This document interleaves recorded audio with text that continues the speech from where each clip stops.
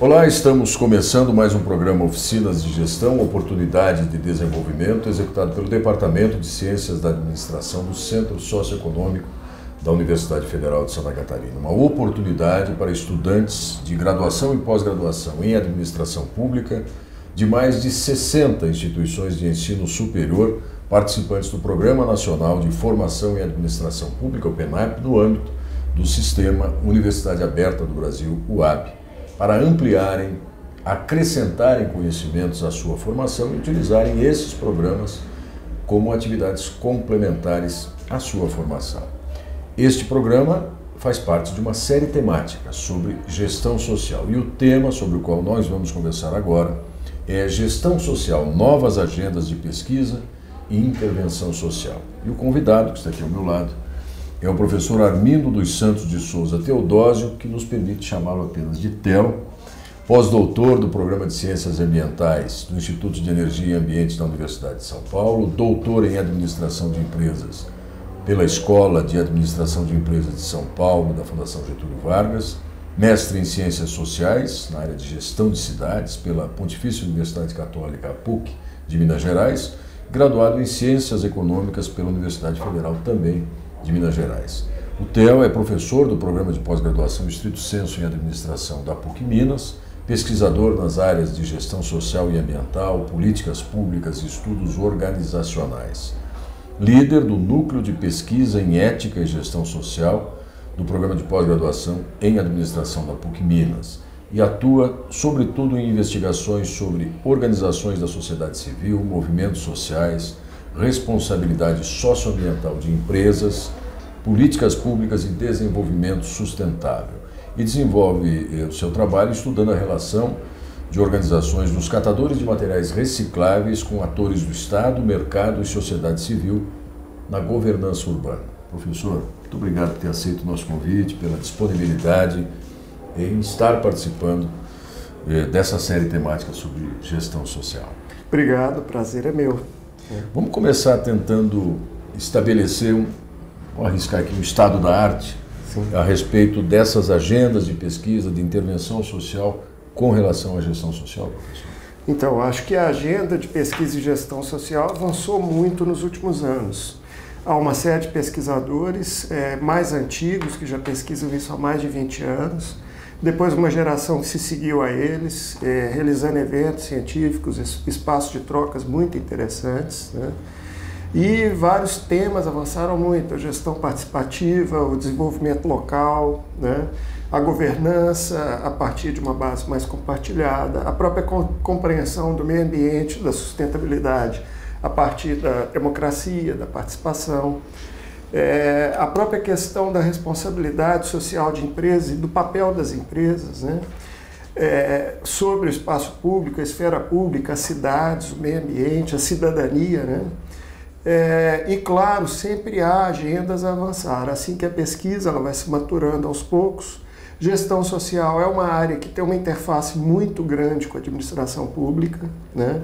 É muito difícil entender a gestão social fora do espectro da administração pública e da gestão pública, e mesmo temas como a responsabilidade social empresarial, que avançou muito, por exemplo, mas ela precisa ser problematizada também por gestores públicos, né?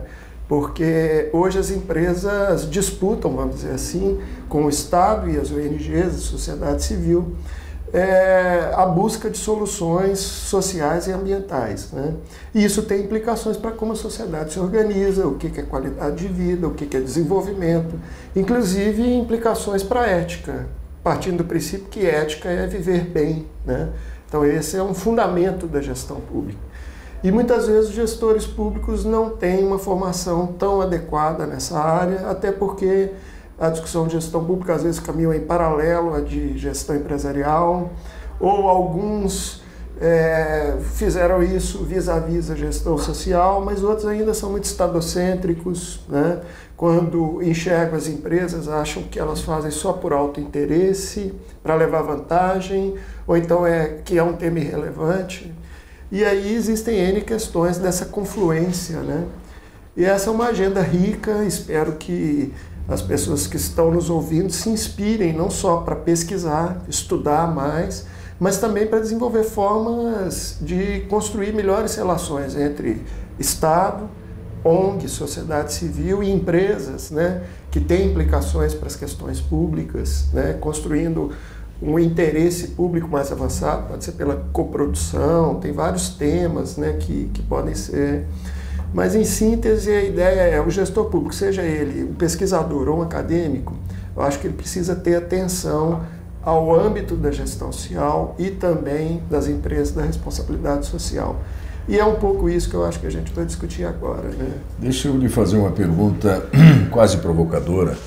Será que tanto as empresas, nas suas áreas de atuação, diferentes setores da economia, diferentes dimensões empresariais, o Estado e a própria sociedade civil conseguiram superar a linha entre o que era um modismo, o que era só uma figura retórica? Não, nós fazemos responsabilidade social, nós prestamos contas daquilo que fazemos. Porque me parece que há um conjunto de metodologias ou de teorias ou de formulações de reflexão, de investigações, que não conseguiram superar isso. Quer dizer, elas floresceram e ao mesmo tempo elas perderam um pouco da sua força. Nesse campo da gestão social, da responsabilidade social, socioambiental, já está superado isso, professor?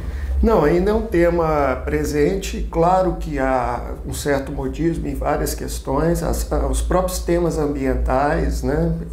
Até o cidadão, assim, no dia a dia, né? É muito difícil você encontrar alguém que vai dizer, olha, eu sou contra a ética na política, na gestão pública, eu sou contra o meio ambiente, eu acho que o mundo não está passando por problemas ambientais, ainda que, por exemplo, no contexto americano, o cidadão de nível médio muitas vezes questiona fortemente se há efeito estufa ou não, né? Mas em outros países em desenvolvimento, como o Brasil, em que os problemas sociais e ambientais são mais evidentes, né? Fazem parte até da nossa trajetória como nação, de identidade do brasileiro, né? Quer dizer, o brasileiro conhece a pobreza, a degradação ambiental, a corrupção, né? Esses temas ainda são muito presentes e importantes. Em termos de responsabilidade social empresarial, eu acho que tem havido um amadurecimento daqueles que põem em prática essas ações, mas esse amadurecimento ainda precisa ser mais avançado. Porque em muitos momentos a prática das empresas ela se dá deslegitimando o governo. É como se fosse, olha, o mercado produz soluções muito melhores sempre do que a gestão pública, do que o planejamento, do que uma governança do Estado ou até uma governança mais horizontal, articulada, promovida pelas ONGs. Então, essa é uma dificuldade.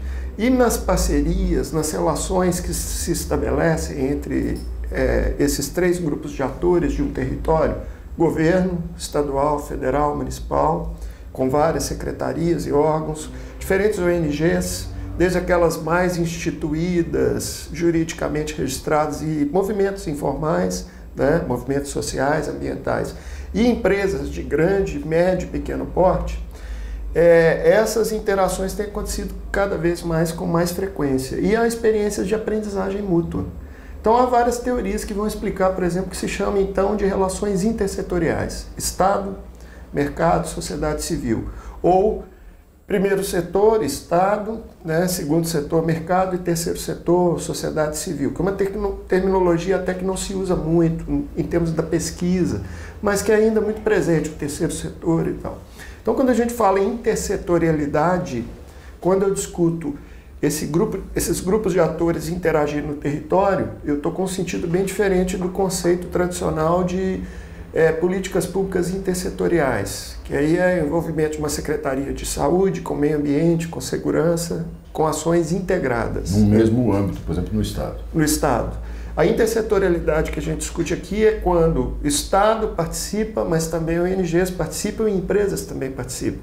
Uma fundação empresarial que tem subsídios governamentais e que apoia N outras ONGs e que atua em parceria. Aí vai criando até o que se chama de hibridismo. Você já não sabe mais exatamente onde começa e termina o Estado, onde começa e termina a responsabilidade social empresarial e onde começa e termina a ação da sociedade civil. Isto é bom e é ruim. Como tudo na vida, traz riscos. Eu acho que do ponto de vista de um gestor pragmático, e os gestores têm por característica também buscar o pragmatismo, né? O gestor público precisa entender seu território e ter propostas concretas, viáveis, né? Para o projeto político que ele quer imprimir, mas para o desejo também de um território, de uma cidade, de uma região melhor, né? É preciso superar e trabalhar a partir desses dilemas e contradições que acontecem. E aí hoje há toda uma discussão de que as parcerias intersetoriais, Estado, ONGs e empresas, acontecem porque elas podem somar recursos e competências que, por exemplo, o Estado não tem, mas as empresas teriam, ou que as empresas têm recursos, mas as ONGs têm uma competência social, uma compreensão da realidade social, pela interação cotidiana com o cidadão, né? Ou que o Estado teria também pela competência dos seus corpos técnicos. Somar competências, recursos e habilidades. E hoje há experiências muito ricas em que as empresas, por exemplo, saíram de uma posição em que elas se propunham a ensinar a governantes públicos ou gestores de ONGs, mas também que elas passam a aprender com ONGs, porque hoje existem experiências que estão colocando em risco a própria existência de alguns tipos de mercado, né? Por exemplo, o automóvel no espaço urbano automóvel individual para transporte individual é cada vez mais um tema explosivo. A própria indústria automobilística hoje atua em parceria com ONGs e governos para entender realidades em que o cidadão, por exemplo, em alguns países da Europa, Holanda, por exemplo, um jovem não quer ter carro, ele quer usar o carro. Então é a era do acesso e vai ser um acesso compartilhado. Então essa discussão ela é rica para ampliar o olhar. Eu acho que ela é muito pobre quando ela reproduz algumas ideias que às vezes estão muito presentes no dia a dia, mas que são ideias que quando a gente olha de perto e aprofunda são falaciosas. Por exemplo, o Estado é sempre ineficiente, incapaz, hierárquico, não é verdade. Acaba virando um mantra, né? Quase. Um mantra, o mercado é sempre eficiente. E alguns mantras também positivos e outros muito negativos quanto ao papel das empresas, por exemplo. As empresas sempre fazem para levar vantagem. Sim, as empresas são atores empresariais que buscam lucro. Mas eu gosto muito de recorrer a um documentarista americano, o Michael Moore. Ele prima assim, por ter uma postura de mídia, de comunicação muito agressiva com poderes instituídos, corporações. E ele sempre pergunta assim, ele sempre diz o seguinte: se a questão é lucro, a General Motors deveria vender 1 tonelada de crack, porque 1 tonelada de automóvel vale menos do que 1 tonelada de crack. Então as empresas buscam lucro, mas por detrás há a questão da legitimidade da ação que elas desenvolvem.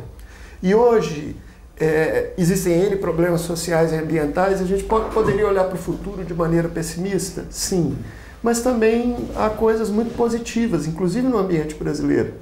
Hoje, cada vez mais, cidades, territórios, pessoas de diferentes níveis e classes sociais se questionam se a presença de uma empresa num território vai trazer efetivo benefício, vai gerar emprego e renda para as pessoas da região, vai fazer o dinheiro circular entre os mais pobres e distribuir por outras atividades econômicas acopladas àquele empreendimento mais benefícios.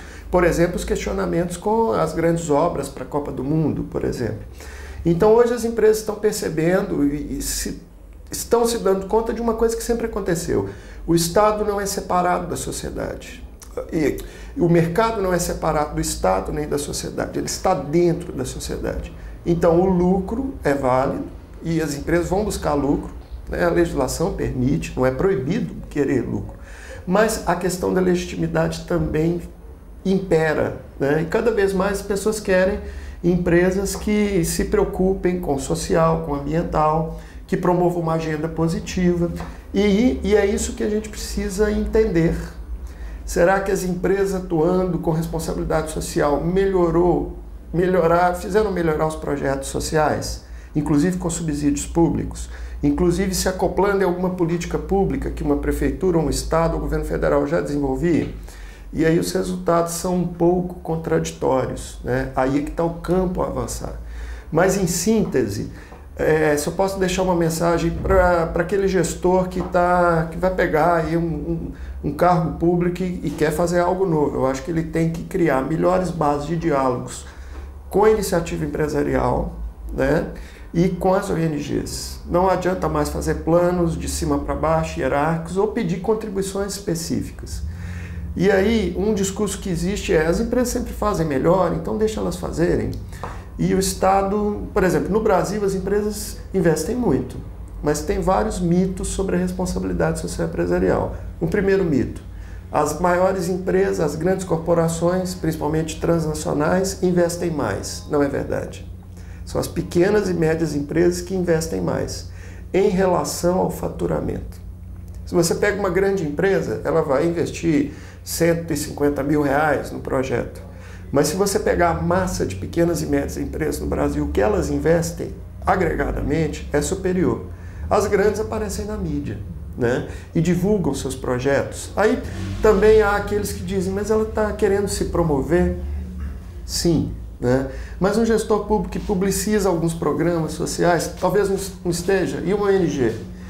E eu preciso ter um projeto também que tenha alguma pedagogia social. Se eu faço bem feito, por que eu não posso mostrar para os outros e inspirar outros? Replicar esse tipo de coisa. E a gente vive numa democracia.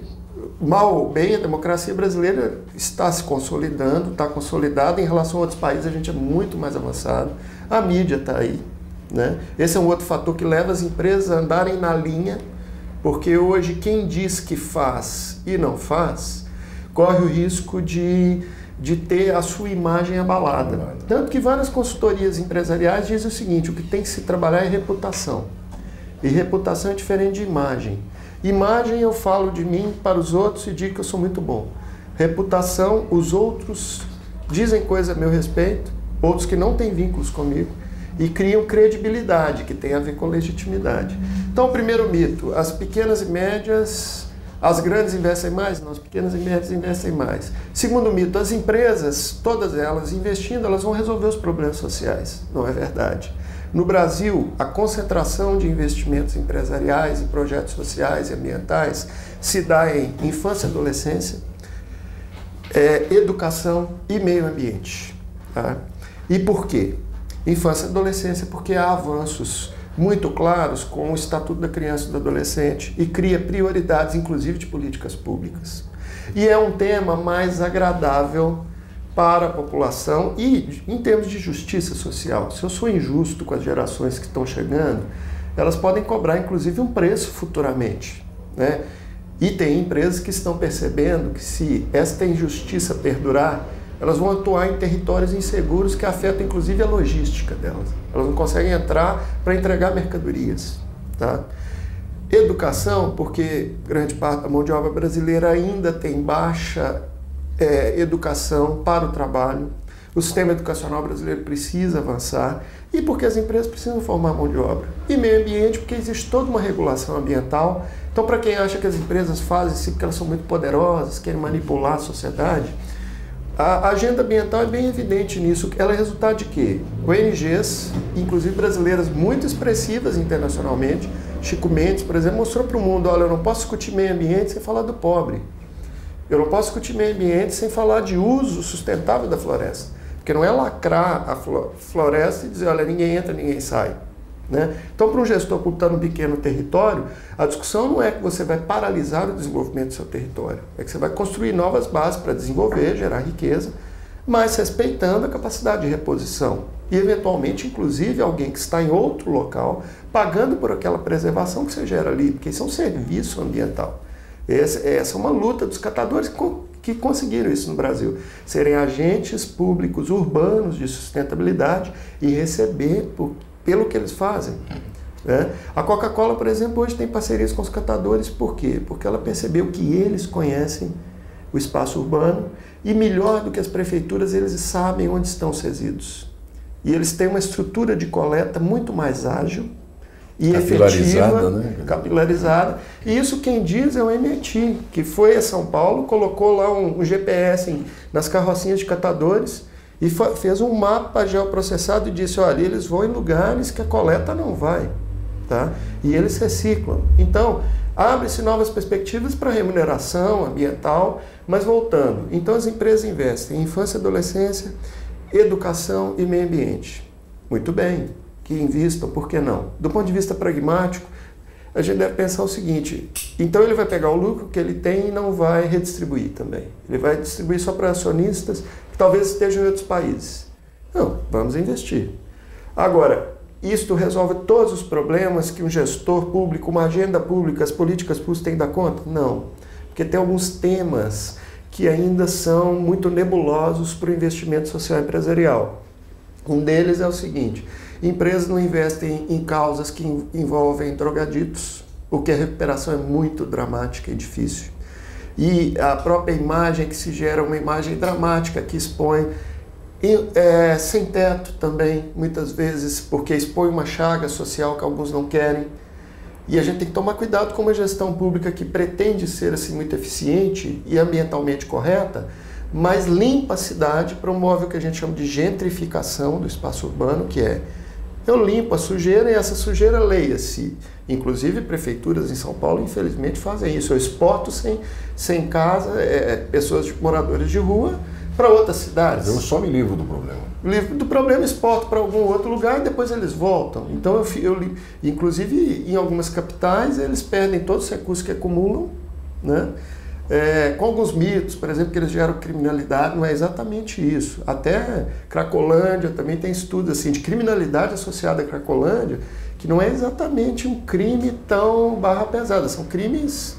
Mas voltando ao que interessa, empresas têm dificuldade de se envolver em causas que despertam controvérsias.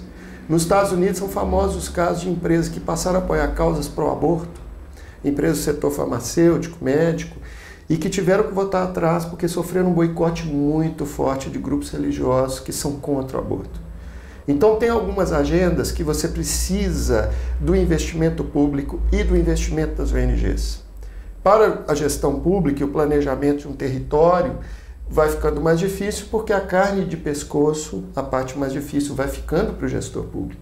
E muitas vezes são projetos que não dão muito resultado. Assim. A intervenção com a drogadição é de longo prazo, difícil, complexa, mas é necessária, né? E existe também a parceria com as ONGs, resultou em quê? Há 10, 15 anos atrás, muita gente pensava assim, que bom as empresas estão aí, mais recursos. Gestores de ONGs diziam, olha, que ótimo e tal. Hoje, as pesquisas mostram que não. As empresas criaram fundações que atuam no terceiro setor. Elas têm qualificação técnica mais elevada do que os gestores do terceiro setor em geral. E elas conseguem captar recursos públicos que são destinados ao terceiro setor. E aí elas acabam fazendo a gestão de recursos públicos. Aí entra um drama que o gestor público precisa equacionar com bastante parcimônia. E minha experiência de graduação, pós-graduação, de vida, né, me mostra o seguinte, a gestão avançou muito, inclusive a gestão social, mas bom senso é essencial. Tem autores clássicos de administração que não são nem de gestão social, Fayol, por exemplo, autor tradicional, hierárquico, mas no final do livro dele ele diz, olha, se você tem outras propostas de gestão que não dão certo, fique com as suas. Ele está dizendo o quê? Gestão é bom senso. Então você não pode ter uma parceria, Estado, empresas, ONGs, partindo do pressuposto que você vai premiar só os melhores. Porque senão você passa a desguarnecer determinadas ONGs e ao premiar os melhores você vai premiar as empresas que têm grandes projetos. Tem um braço ONG, digamos assim. A empresa exatamente. Tem... Porque fica uma zona híbrida que você não sabe. E aí, um olhar mais desatento vai falar, mas isso é um interesse empresarial mais forte. As empresas, dependendo delas, são enormes. Ela não funciona só porque o presidente e a diretoria querem, né? Elas incorporam algumas agendas, né? Tem empresas multinacionais que têm agendas mais arrojadas do que a brasileira, por exemplo. Tem empresas que vêm para o Brasil, multinacionais, que têm agendas de inclusão racial, que é um tema que o Brasil também tem dificuldade de lidar com ele. Mas você vem de uma matriz americana em que a empresa já tem práticas de inclusão racial. Então nem sempre a ação empresarial é maléfica para a cidadania. Agora, quando ela representa a captura do interesse público pelo interesse privado, num discurso muito tradicionalista que cada vez mais creio que não convence ninguém, e aí essa comunidade de pesquisadores de gestão ambiental teve esse papel, principalmente os pioneiros mais antigos, Ladislau Dalbo, Tânia Fischer, Luciano Junqueira, Rosinha Carrion e outros, né? O Fernando Tenório, que é mostrar o quê? Só o econômico pelo econômico não cumpre a promessa de desenvolvimento local. O chamado efeito transbordamento, olha, eu monto um negócio, eu gero emprego e renda, pago impostos. Então eu já cumpro o meu papel porque eu pago impostos. Essa é a tese clássica do Milton Friedman, exponente do ideário neoliberal americano. Ele até diz, olha, a responsabilidade social empresarial é um ato antiético. A empresa não deve investir, porque ela deve ser guiada pelo lucro e ela já paga impostos e gera emprego. Tá? O Amartya Sen, Prêmio Nobel de Economia, vai mostrar o quê? Mas você gera empregos para quem? Tá? Os mais pobres precisam ser beneficiados pelo desenvolvimento. E às vezes eles não têm liberdade, leia-se capacidade, de capturar as oportunidades econômicas. Então, não há uma transferência automática. Investiu empresarialmente no econômico e o econômico transborda para o social. Porque esse é o raciocínio de Milton Friedman. Do econômico eu transbordo para o social. E no limite alguém pode dizer assim, mas a empresa está levando vantagem. Então, se a empresa investir sem querer levar vantagem, e isso é muito presente na matriz cultural brasileira, é um certo viés muito, talvez, católico, que tem uma dificuldade de pensar assim, a ação social para além você não pode ser egoísta, você não pode ganhar, tem que ser assim muito voluntarista, a entrega ao outro. Eu acho que isso é uma visão muito idealizada do que é a realidade social. Nós somos anjos e demônios ao mesmo tempo agora. Somos solidários e egoístas. Tá? Nós somos altruístas e não altruístas. Né? As empresas se reproduzem em dinâmica social. As ONGs também são solidárias e altruístas. Porque existe uma competição entre ONGs. Elas buscam recursos, às vezes do governo. E aí algumas ONGs têm deixado de exercer um papel fundamental, que é o quê? Esse é um drama também. O governo financia por editais, as fundações empresariais captam alguns recursos, tem subsídios, algumas ONGs têm que também disputar aqueles recursos, e elas vão virando muito amigas do governo, vão virando um braço de operacionalização de políticas públicas, e elas vão perdendo um outro papel muito importante. Qual é? As ONGs combativas. ONGs são para gerar ideias. Essa é uma grande ideia do Peter Spink, que também é dessa geração aí de precursores muito importante. As ONGs, sociedade civil, para criar ideias para inspirar a gestão pública. Mas essas ideias você não faz ficando muito amigo. Ter relações intersetoriais não é virar amigo do prefeito ou do empresário. É ter uma relação de cooperação, mas manter uma certa independência para poder criticar, sugerir e controlar. Então, em alguns conselhos de políticas públicas, várias ONGs participam. E vários gestores públicos, inclusive, desenvolvem antipatia com algumas ONGs. A cidade onde eu moro, Belo Horizonte, por exemplo, vários vereadores disseram, olha, mas nós temos que dissolver alguns conselhos, porque estão colonizados por ONGs, a gente não consegue aprovar nada. Quem elegeu essas ONGs? Eu tenho votos. Democracia participativa tem outra lógica. Quem tem o direito de dizer sobre o território, o espaço, é aquele que se organiza para dizer. As empresas dizem. Quando elas chegam e falam, eu estou investindo, eu vou gerar progresso, elas estão dizendo. Cabe à sociedade civil se organizar para lutar. Isso é tão sério que a ABONG, Associação Brasileira de ONGs, o GIF, que é o Grupo de Institutos, Fundações e Empresas, o Instituto Ethos, o GIF e o Ethos, grupos empresariais que promovem a responsabilidade social no Brasil, eles fizeram um estudo e disseram, olha, já passou a era de ficar treinando o gestor para o terceiro setor, para as ONGs. Tem muita prefeitura que quer ajudar, diz assim, vou qualificar todo mundo, vou treinar. Esta era já passou um pouco, as pessoas sabem fazer projetos e tal. Né? E muitas vezes o projeto não pode estar muito relevante, aí volta no pragmatismo e bom senso do gestor público.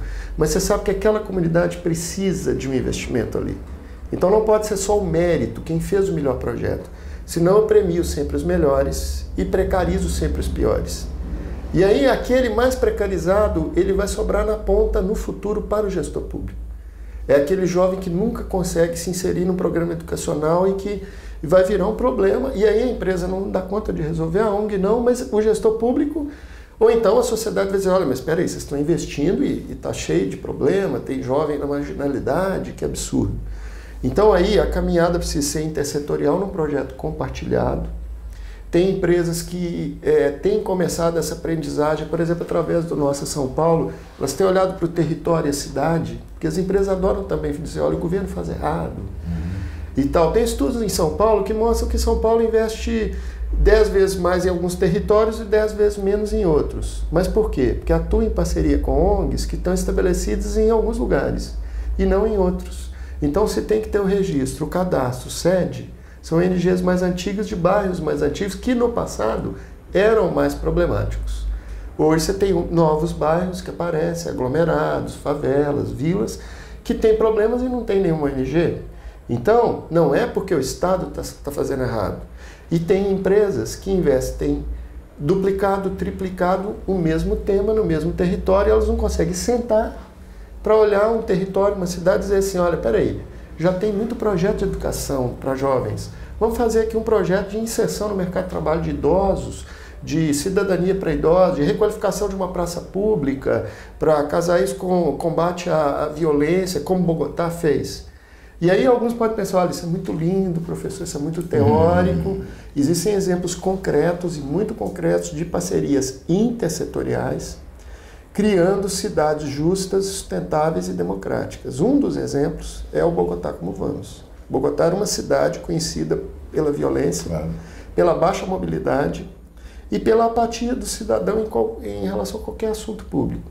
Empresas do setor de mídia, de transporte, começaram a desenvolver projetos com ONGs, Bogotá Como Vamos é uma ONG, e a dialogar com o prefeito, com a alcadia, propondo indicadores para controlar as políticas públicas, criando ideias inovadoras, vamos ocupar uma praça pública que era antes dominada pelo tráfico, que era mal iluminada, que era suja.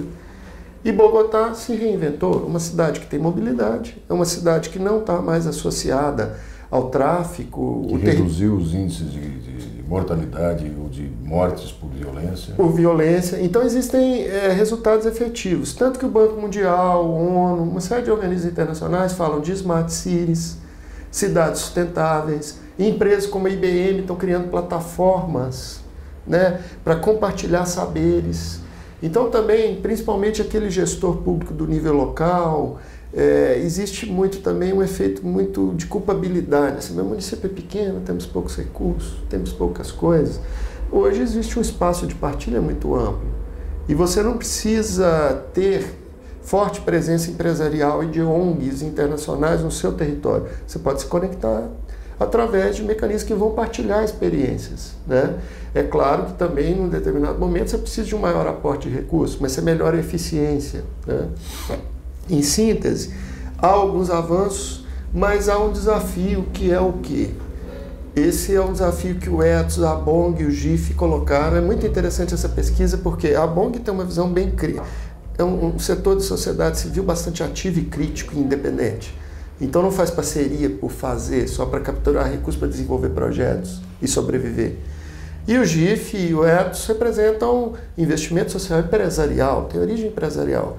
Mas eles dizem, agora é preciso formar gestores de ONGs, mas também gestores públicos, com uma visão política, que saibam trabalhar com defesa de direitos, advocacy. Esse é um tema que ainda precisa avançar no Brasil, porque as pessoas em geral pensam assim, não, mas deixa eles se organizarem para defender, lá no Congresso deve ter uns lobistas e tal. Até porque o lobby não é regulamentado no Brasil, então tem umas coisas muito estranhas. Mas aí quando o movimento negro, o de gays, lésbicas, transexuais e tal, ou outros movimentos se organizam e incidem no Congresso, aí alguns já começam, mas ali isso se chama defesa de direitos. Eu preciso ter ONGs que batam forte, até para fazer a autocrítica, que é essencial à boa gestão. Então aí a gestão tem que se fazer para fora do Estado.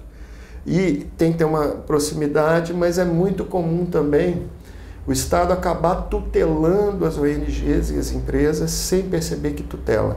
Porque ele tem que operar numa lógica de normas, regras. Você como gestor público não vai promover um edital que não cumpre o que a legislação estabelece. Então, para muitos é muito confortável também você ficar naquele lugarzinho ali que o edital te colocou e depois você, o ONG, ficar reclamando, né? Isso é muito típico da cultura política brasileira. Assim, as pessoas reclamam de tudo e se vitimizam. E aí, assim, tá vendo o que as empresas fazem? E elas manipulam e tal.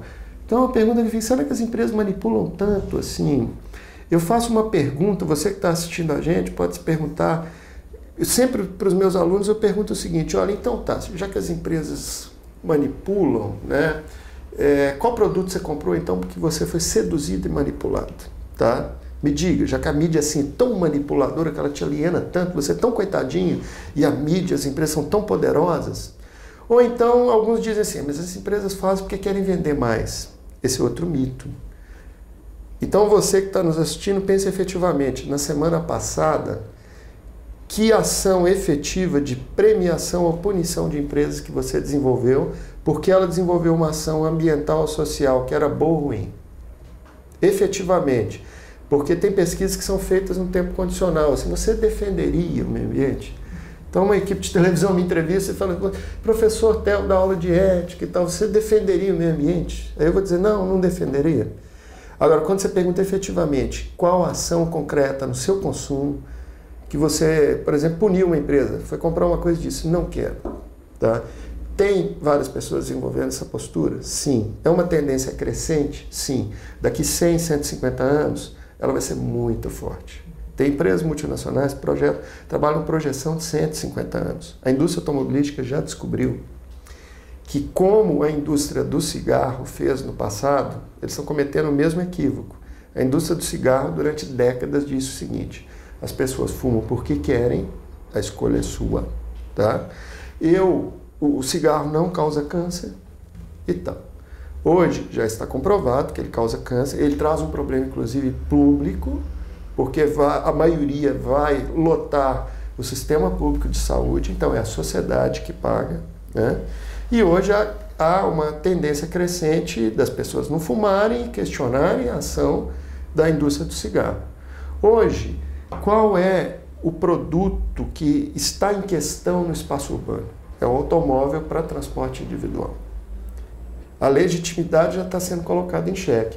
É uma tendência ainda de alguns lugares, não de todos? Sim, mas é uma tendência. Daqui 150 anos é muito provável que, inclusive no Brasil, tomara que sim, né, que as pessoas não vão andar de automóvel individual. A indústria automobilística vai existir, eu preciso de ônibus, ambulância, mas tem pessoas que estão usando carro compartilhado, tá? Estão usando novas mídias. Então a indústria automobilística agora ela tem parcerias para prospectar novos produtos e serviços, atuando com mangueiros que lutam por sustentabilidade urbana. E ela põe dinheiro para entender o seguinte, como é que um jovem pensa? Ele quer acesso, ele quer compartilhar. O que o Jeremy Rifkin chama de economia da era do acesso. O importante não é ter, é acessar. Então o mundo não é tão ruim quanto a gente imagina e nem tão bom quanto a gente imagina. O gestor público tem que navegar nisso tudo. Às vezes vai se sentir triste, né? Tem que saber lidar com o estresse. Frustrado, porque não conseguiu implementar determinada política. E tem muitos que são muito tecnicistas. Eles acham assim, eu desenho, né? Aí eu chamo a sociedade civil, as ONGs, e falo assim, você entra aqui, você é empresa, entra aqui.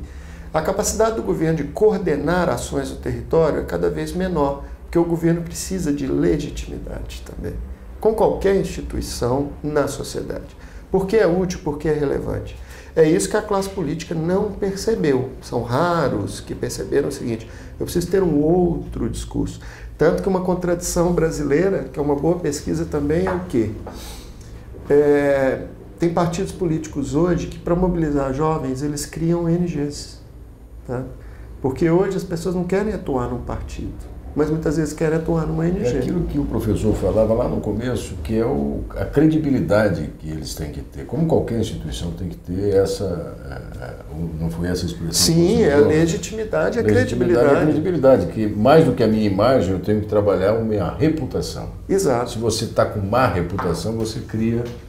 Porque na era midiática, você pode ter uma imagem que vai mostrar, por exemplo, que você, gestor público, político associado a você, são ótimos. Mas isso você, ao mesmo tempo, você multiplica capital social, midiático para você, você abre todo um flanco para alguém chegar e dizer, olha, você fez isso, isso e isso. Olha a sua folha corrida aqui. Olha a sua folha corrida. Então, quanto mais você diz que é bom, mais você... Hoje já tem consultores empresariais e empresas que trabalham com uma divulgação bem low profile mesmo. Você divulga muito pouco e vai enfronhando, tá? Porque a lógica das redes é o outro que curte, diz que é legal e tal, é o outro que vai dizendo, olha, isso aqui é legal, isso aqui é interessante. Isso confere legitimidade. Confere legitimidade. Então, você pode aprender com ONGs, com empresas, pode ensinar. Não, vamos pensar que o gestor público não tem nada a ensinar. A questão é não permitir essa interculturalidade, essa aprendizagem cruzada, inclusive com saberes tradicionais, né? A ecologia, tá? Os estudos de ecologia mostraram isso. Comunidades tidas aí como pouco capazes, elas têm muita capacidade ambiental. Então a pergunta que fica para um gestor público é: você consegue aprender com comunidades tradicionais? E muitas empresas, por exemplo, que causam impacto, elas chegam baseadas na teoria de stakeholders. Hoje também tem pesquisadores que aplicam a teoria de stakeholders para analisar gestão pública. Eu conheço um pesquisador importante, brasileiro, outros internacionais. Particularmente, eu acho um grande equívoco, tá? Inclusive pela apreensão da noção de sustentabilidade. Hoje ela virou um adjetivo para várias coisas. Empresas sustentáveis, práticas sustentáveis, compras públicas sustentáveis.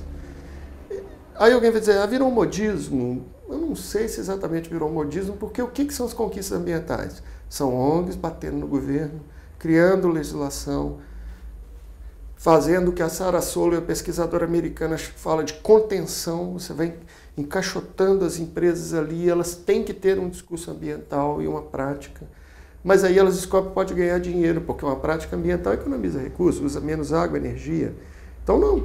E aí alguém vai dizer, mas ela está ganhando dinheiro. Que bom, porque aí ela vai querer continuar fazendo. E não está proibido.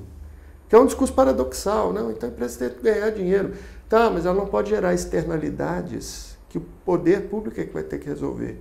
Externalidades sociais e ambientais. Eu ponho empreendimento num lugar, construo ali uma barragem, mas eu desloco 10 mil trabalhadores e aí tem foco de prostituição, de drogas, não sei o quê, sexo na infância, parará, e quem vai...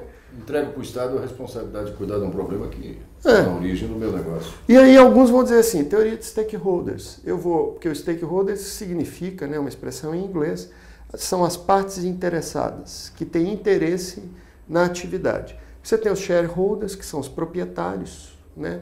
Ou os stockholders, que são os acionistas de empresa. Eles já têm interesses na empresa por definição, tem dinheiro empregado ali. Mas hoje há toda uma discussão, não? Você tem que pensar no trabalhador, você tem que pensar nas comunidades afetadas, você tem que pensar no poder público, você tem que pensar na concorrência. Você não pode ter uma concorrência desleal, senão você ganha dinheiro prejudicando os outros. Você pode ter lucro, mas dentro de regras. O capitalismo nunca avançou na selvageria, isso é mito. O pai da economia, Adam Smith, quando ele fala do açougueiro e diz assim, o açougueiro, esse é um trecho clássico dele, que todo mundo cita, né? O açougueiro não pode pensar nos pobres e dar carne para os pobres, porque senão aquele açougue vai à falência e todos vão à falência e não vai ter oferta. Você tem que ser egoísta, pensar no seu interesse e tal. Mas 4 páginas depois, o mesmo Adam Smith diz o seguinte, eu também tenho que prestar atenção nos empresários, eu tenho que controlá-los socialmente, pode ser pela sociedade civil, porque empresários reunidos nem sempre pensam no bem público. Eles podem criar um esquema e elevar o preço da carne. Esse é o próprio Adam Smith.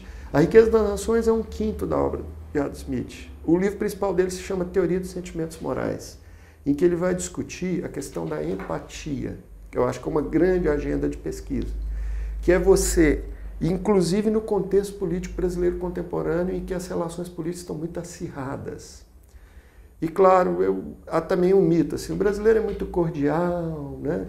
É a cordialidade pacífico que o Sérgio Buarque de Holanda narrou, ele é o pacífico no tratamento formal, mas ele é muito aguerrido, tá? Ao mesmo tempo. A nossa sociedade é violenta, né? Então, essa rixa política está também desnudando uma face do brasileiro que as pessoas não queriam entender, né? Ou conheciam, mas não queriam dar.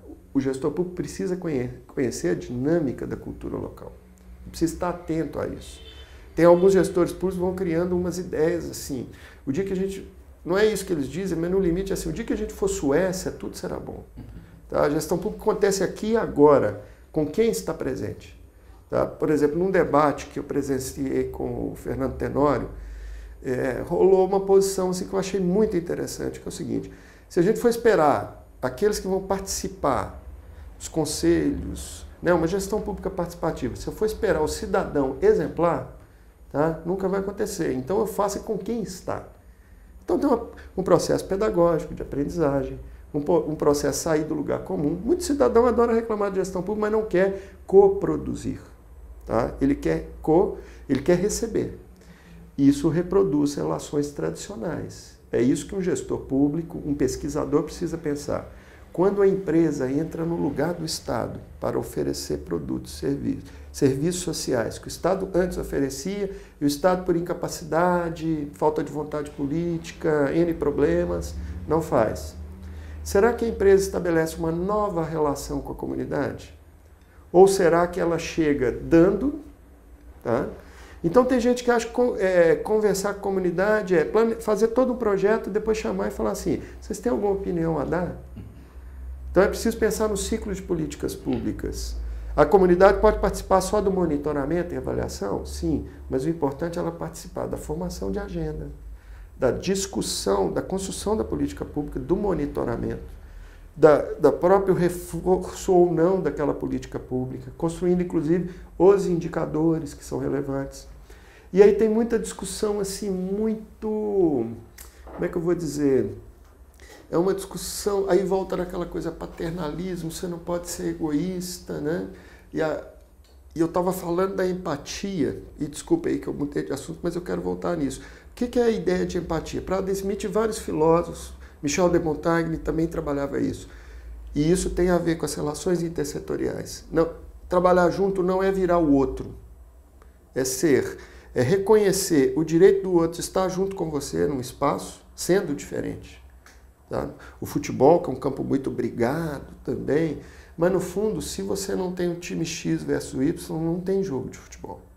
E muitas vezes os companheiros de guerra, eles têm uma cordialidade, mesmo sendo inimigos no futebol. Tem uma ética. É isso que as políticas públicas precisam avançar também. É construir um espaço público em que as pessoas se sintam confortáveis em encontrar com diferentes. Né? E o espaço público tem mudado muito e ele tem trazido dificuldades, inclusive, para os jovens. Eu tenho 46 anos, nasci no milênio passado, fui criado numa cidade do interior, pequena. Então, o único clube que a gente frequentava era um clube em que tinha pessoas de vários níveis sociais. Filho do prefeito, uma pessoa bem mais humilde e tal. Hoje as pessoas têm piscina dentro de casa. O Eric Hobsbawm falou isso no brilhante livro A Era dos Extremos. Falando da televisão, quando a televisão surgiu, ela era assistida, era um evento do bairro, assim, ou da praça, dos vizinhos. Televizinho. Depois virou uma coisa da família. Agora ela já virou uma dentro do quarto. Então uma tendência de... Na palma da mão. Na palma da mão. Aí tem uma coisa muito fanista, olha, mas na palma da mão está todo mundo conectado, tá e não tá. Eu acho que esses exageros, aí vão voltar a uma coisa básica, que é a sabedoria de gente simples. Não é nem 8, nem 80. As novas mídias não vão salvar a gestão pública, nem vão destruir a gestão pública. Mas tem coisas boas e ruins. Você consegue perceber o que é bom e fortalecer o que é bom. Você consegue trabalhar onde há problemas. Né? Você tem uma gestão pública razoável, que o seu município dá conta de fazer. E ela tem um avanço, porque não pode ser só ficar rame-rame. Né? Mas voltando à questão das relações intersetoriais, aí surge um grande desafio. Como eu avalio, como eu publicizo. As empresas trouxeram uma cultura muito importante e que migrou também para o Estado, tem migrado aos poucos, migra para as ONGs, que é preciso avaliar. Eu estou investindo, eu quero resultado. Por isso que tem empresas que falam em investimento social. Porque a lógica não é que tenha lucro com o investimento, mas botei dinheiro, eu quero resultado. Tudo bem, você tem que avaliar, mas o que é um resultado para a política pública? Tá? Então a empresa sabe avaliar eficiência e eficácia, mas não sabe avaliar efetividade e impacto. Eficiência, fazer bem, né? Gastar bem os recursos disponíveis. Eficácia, fazer a coisa certa. Efetividade é transformar uma realidade social, é dar conta do tamanho do problema social. Nenhuma política pública resolve tudo, mas pelo menos equacionar para bases mais estáveis. E impacto é transformar a sociedade para aquele problema não acontecer. E empresas no passado, no Brasil, começaram com um discurso assim, tem muito paternalismo, muito assistencialismo. Assistencialismo virou uma outra coisa. Faço um convite aí, você está nos assistindo, entre em qualquer site, partido político, prefeitura, empresa, ONG, duvido que você acha a palavra assistencialismo. Então é como se tivesse desaparecido. Tem várias noções de assistencialismo. Quando você faz para os outros, eu acho que ainda perdura uma relação de assistência. Que é a lógica assim, eu sei fazer muito bem, agora eu faço para você. É melhor fazer com. Fazer com dá problema? Claro que dá. Então o gestor empresarial e o público tem que aprender a trabalhar a falta de unanimidade. Porque hoje há também uma ideia assim, todo mundo vai convergir para o projeto e vai apoiar. Isso não existe. Quando um projeto apoia uma coisa, ele deixa de apoiar outra, porque a gente não está na Suécia, que tem recursos para tudo. Então, se eu focalizo em infância, os grupos de idosos que hoje estão muito organizados vão dizer assim, poxa, mas não tem para o idoso. Então, você veste de um lado e desveste do outro. Ah, mas está muito complicado. Olha, você, gestor público, agora você tem que pensar em várias coisas. Primeiro, onde você vai achar algo descomplicado para viver? Eu não conheço. A vida é complicada, por isso que ela é legal. Por isso que gestão é importante, gestão pública é importante, né? E se ela estiver muito tranquila, provavelmente você não dialoga adequadamente com a sociedade civil e as empresas. Você não sabe onde está o problema. Tem muito gestor público adora tampar o problema, fala muito nas reuniões e ouve pouco. Reuniões com a sociedade civil foram feitas para você ouvir mais e falar menos, convencer menos e se deixar convencer. Inclusive criar uma relação assim, olha, erramos, né? Por que não pode errar? Né? Porque se você propõe sempre acertar, depois vão cobrar de você. E aí as empresas com esse discurso assim, vamos avaliar impacto, vamos avaliar, não vamos ser assistencialistas, porque quem não fizer bem feito está fora, porque não vai gerar dependência e aquela coisa e tal. Então ela na minha era, a gente dizia assim, eu vou namorar, não vou casar, né? Hoje na era, sei lá, no século XXI talvez seja isso, assim, eu vou ficar, não vou namorar, né? Será que eu falei certo? Eu vou namorar, não vou casar na minha era e agora é assim, eu vou ficar, não vou namorar. O que é isso? Várias empresas têm claramente nas suas políticas uma designação assim, eu só invisto em projetos de até 3 anos de duração. Tá? Para não criar um vínculo assim de eu sempre continuar investindo na mesma ONG. A ideia inicial é muito boa? É. Só que você não traz impacto com projetos de 3 anos. E isso começou a gerar nas ONGs, e isso o gestor público que programa parcerias com ONGs tem que pensar muito nisso, começou a gerar o que, por exemplo, o Emil Sobotka, lá da PUC do Rio Grande do Sul, excelente pesquisador, chama de projetismo. Elas vão virando especialistas em fazer projeto para tudo enquanto é lado. Infância, adolescência, meio ambiente, saúde, educação. Mais forma que conteúdo. E se você faz projeto para tudo enquanto é lado, você vai deixando de ter especificidades e vai perdendo competência. E aí vai virando um prestador de serviço e vai deixando de ter um papel importante até para a gestão pública, que é o quê? Servir como experiência de alguns laboratórios para mostrar, olha, se a gente atender a infância e a adolescência assim, dá mais resultado. Então começa com uma ONG. Então às vezes você tem que investir num projeto que você acha que vai dar errado. Mas para deixar errar, eu trabalho com a ideia que você tem que ter uma ecologia de ONGs. Tem que ter ONGs grandes, pequenas e médias. Tem que ter ONGs que fazem bem, que fazem mais ou menos. Porque essa pluralidade e as relações de muita proximidade, elas vão formatando muito. Criando o que se chama na teoria de um isomorfismo, né? Todo mundo com o mesmo formato.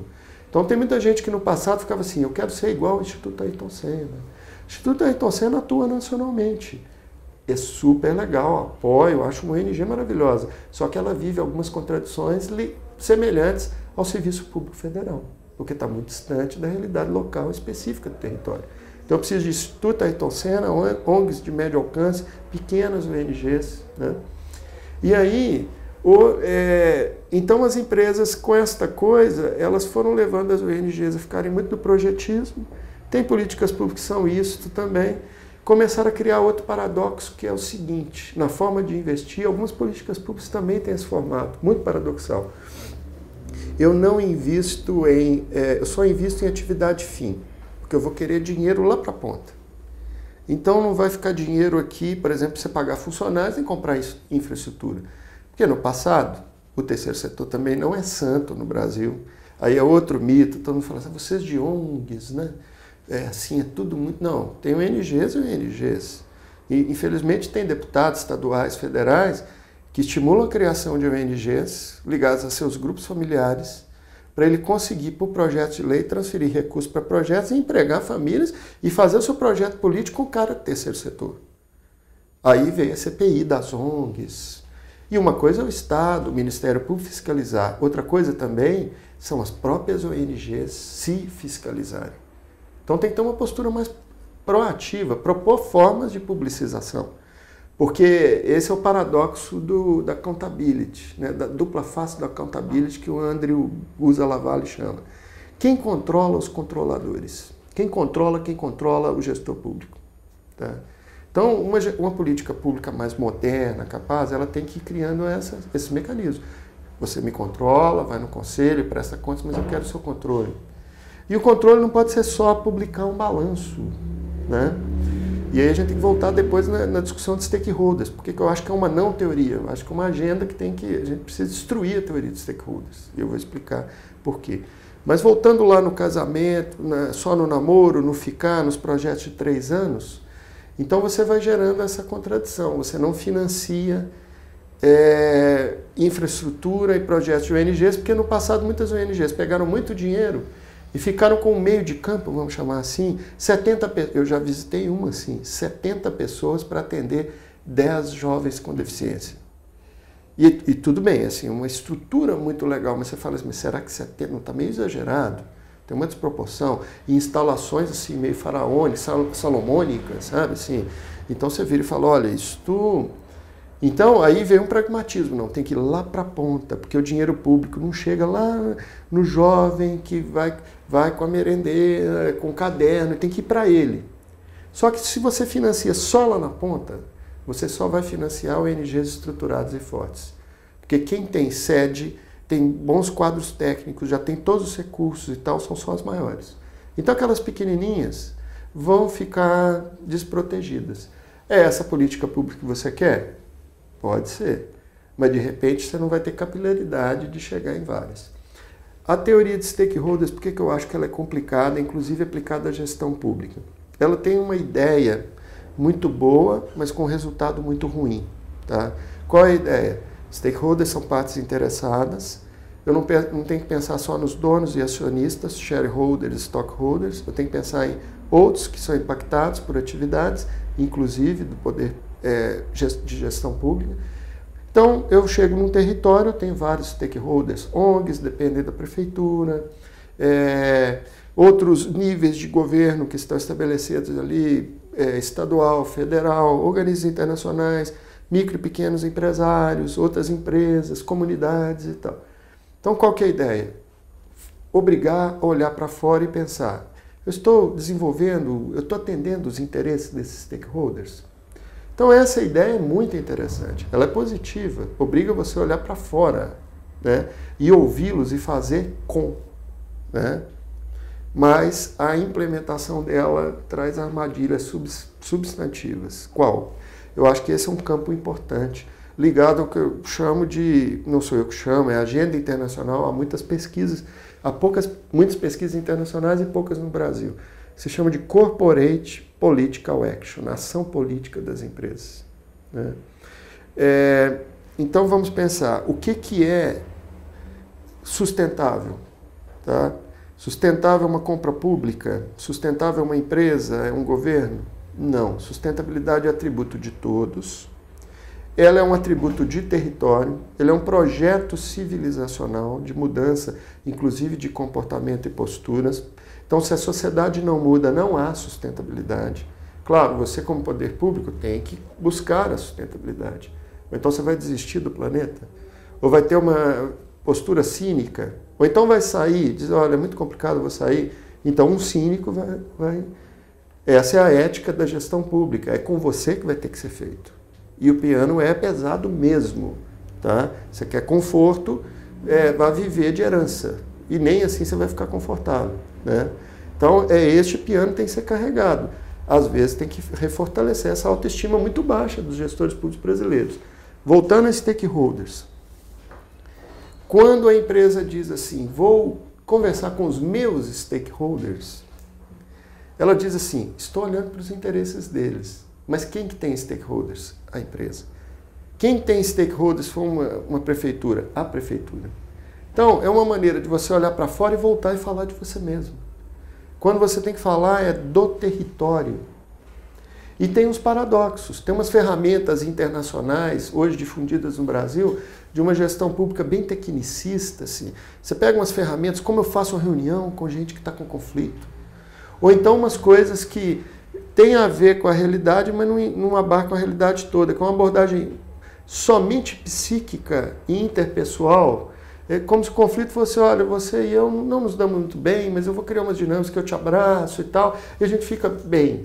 Isso ajuda, mas isso não é efetivo para... E tem experiências, por exemplo, de prefeituras e de empresas que causaram forte impacto. Eu conheço experiência no Espírito Santo, construção de portos, por exemplo, que mineradoras chegaram lá com mineroduto numa comunidade que tinha 5 mil habitantes. Em um ano ela passou a ter 15 mil. Inclusive uma cidade que não tinha, assim, ninguém sabia quem era e tal, aí ela mudou de nome informalmente, porque é aquela cidade da empresa X. Aí a empresa vai sentar de bom grado, assim, olha, eu causei impacto. Ou não muito de bom grado, mas assim, causei impacto, então agora vamos... E o poder público vai junto, né? E chegaram e falaram, olha, vocês são stakeholders, o que vocês querem? Quais são os seus interesses? Aí está um outro ponto específico. Esse caso é emblemático. Sabe o que a comunidade disse? Nós não temos interesse nenhum. Vocês roubaram o nosso nome. Tchau para vocês. E saíram da mesa de negociação. Então a ideia de interesse pressupõe que eu vou dar alguma coisa em troca de algo. Claro, interesses sempre existem de todos os grupos, mas não apenas interesses. Existem valores. Então eu acho que precisa se pensar a sustentabilidade a partir do território. E aí, se você é gestor público, se você olhar a sustentabilidade de território, você vai entender que os órgãos públicos são um dos atores do território, não todos. Né? Eles não podem ser, durante muito tempo, como projeto de gestão pública, o foco de tudo e de todos. Né? E aí, deixar de ser o foco, às vezes é difícil até no nível interpessoal. As pessoas gostam de foco, os acadêmicos gostam de foco, falam para danar, por exemplo. Né? Bom, professor, nós estamos nos aproximando aqui do encerramento do tempo que temos. Obviamente, se houver outras oportunidades e mais espaço, o professor Theo tem todas as condições de continuar falando sobre esse tema. Mas como nós estamos falando com pelo menos estudantes de pelo menos 60 instituições de ensino superior dessa área da administração pública, que seguramente têm experiências e vivências na gestão pública ou na atuação no segmento da empresarial ou do terceiro setor, né, para usar uma expressão que nós falamos aqui, eu queria que o senhor falasse diretamente com eles, 2 minutos finais para as suas considerações, assim, o que é fundamental para eles que estão buscando essa formação na perspectiva da atuação lá na frente com relação a essas novas agendas que estão surgindo aí, professor? Olha, eu desejo muito boa sorte, agradeço, né? As gerações futuras vão agradecer, tenho certeza, espero que você não desanime. Uma das coisas que eu falei é essa ética que envolve a gestão pública.